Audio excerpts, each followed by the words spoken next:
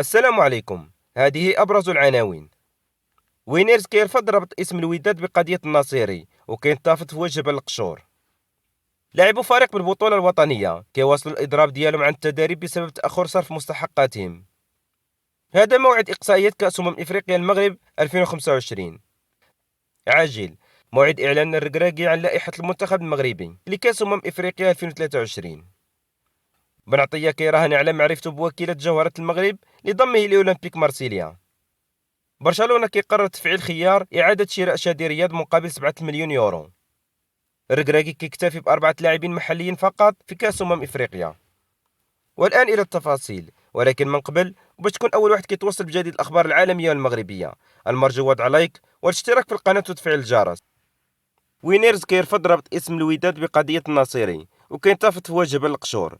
عبر فصيل وينيرز المساند للوداد الرياضي عن رفضه التام لربط اسم النادي بقضية رئيسه سعيد الناصيري المتابع في حالة اعتقال على خلفية ملف إسكوبار الصحراء، داعيا من سيقوم مقامه كرئيس للتعامل بحزم مع أي واحد كيدخل اسم الوداد في مثل هذه القضايا. ودعا الفصيل في بلاغ إلى استغلال فترة التوقف المخصصة لإجراء كأس إفريقيا من أجل ترتيب الأمور التسييرية تمهيدا للمرحلة القادمة، مشددا في رسالة موجهة للاعبين على ضرورة التركيز على ما يقع داخل المستطيل الأخضر وعدم الانسياق وراء كل ما من شأنه أنه يشتت التركيز. حنا معكم في الضراء قبل السراء، وخاصكم تعلموا أن أفضل انتقام من اللي كيحلموا بالإطاحة بالوداد هو اعتلاء منصات التتويج نهاية الموسم. قاتلوا من أجل شعار وألوان النادي، وأما نحن فواجبتنا نعلمها جيدا ولا نتردد في القيام بها. ومن جهة أخرى وجه وينيرز خطاب شديد اللهجة لرئيس العصبة الوطنية عبد السلام بن القشور بشأن تصريحاته المتعلقة بمؤجلات النادي، مردفا أن التصريحات ديالو كانت شبيهة بالوعيد، ولم يقف ذلك عند هذا الحد بل تخطى إلى أبعد من ذلك لتقرر العصبة تنفيذ عقوبة فوزي البنزرتي بعد ما رفضت شكوى أولمبيكاس في سابقا بشأن نفس القضية. وأكد فصيل ذاته أن جماهير الوداد الرياضي لا تطالب بأي امتيازات أو معاملات فضيلية رغم أحقية الوداد نظرا لالتزاماته القارية، ولكننا ما غاديش نقبلوا بظلم الفريق خدمة لأي طرف كان. وكيعيش الوداد الرياضي في المرحلة الحالية على إيقاع المشاكل بعد إيداع رئيسه سعيد الناصيري سجن عكاشة وتنفيذ العصبة الوطنية الاحترافية عقوبة الإيقاف في حق المدرب فوزي البنزرتي، وهو الشيء اللي من شأنه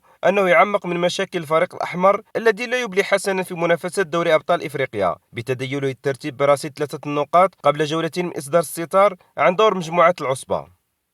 لاعبو فريق بالبطولة الوطنية يواصلون الإضراب عن التدريب بسبب تأخر صرف مستحقاتهم.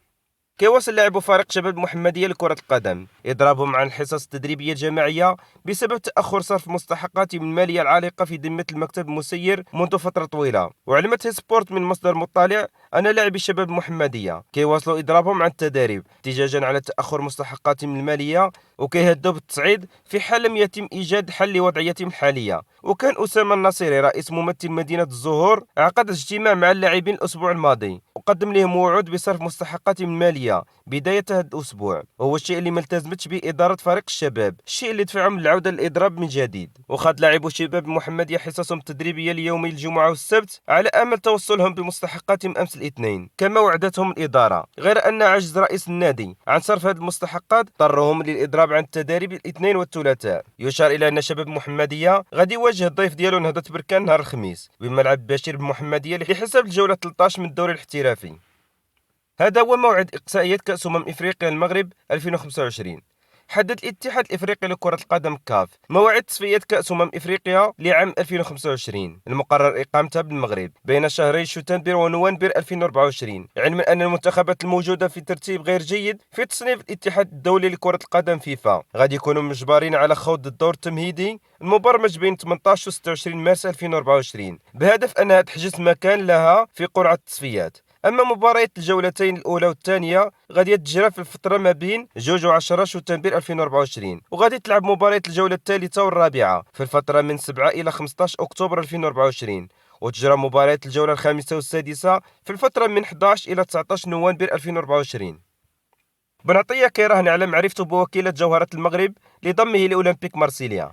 كيطلع المغربي المهدي بن عطية اللي ولا مسؤول عن التعاقدات داخل نادي أولمبيك مارسيليا الفرنسي لضم نجم أسود الأطلس الصاعد بلال الخنوس لصفوف ممثل الجنوب الفرنسي بعد ما أقنعهم بضرورة دعم صفوف الفريق بلاعب يشغل مركز وسط ميدان هجومي. وحصلنا على معلومات من مقرب من الدولي المغربي السابق المهدي بن عطية اللي تحول من وكيل أعمال اللاعبين في الآونة الأخيرة إلى مدير رياضي داخل أولمبيك مارسيليا.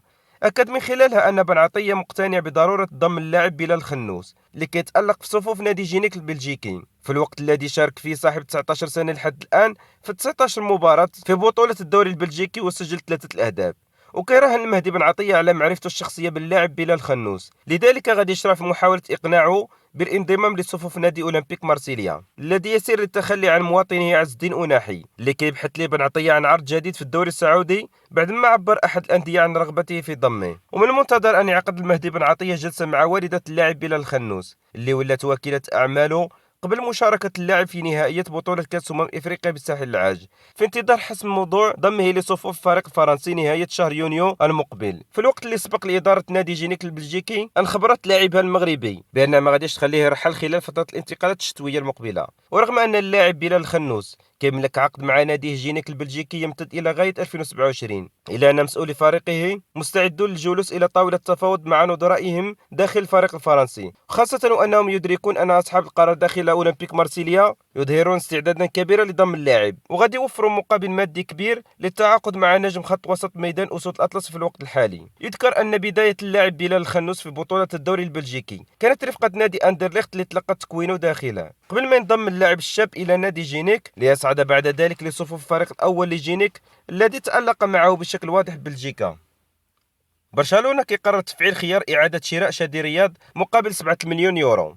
كشفت تقارير صحفية إسبانية أن برشلونة قررت تفعيل خيار إعادة شراء الدولي المغربي شادي رياض لاعب ريال بيتيس. وفقا لصحيفة دياريو سبورت الإسبانية فإن برشلونة اتخذ أول قرار من أجل تطوير مشروع النادي المستقبلي. وأكدت المصدر أن النادي الكتالوني قرر تفعيل خيار إعادة شراء شادي رياض البالغ من العمر 20 سنة مقابل 7 مليون يورو. وكان المدافع المغربي قد انضم إلى ريال بيتيس قادما من برشلونة على سبيل الإعارة مع أحقية الشراء مقابل 3 مليون يورو. ويذكر أن برشلونة لديه بوند يتيح له إمكانية إعادة شراء اللاعب مقابل 7 مليون يورو في غضون عامين، فضلا عن حجز حقوق إضافية بنسبة 50% مع إمكانية بيع اللاعب المغربي لنادي ثالث. الركراكي كيكتفي بأربعة لاعبين محليين فقط في كأس إفريقيا.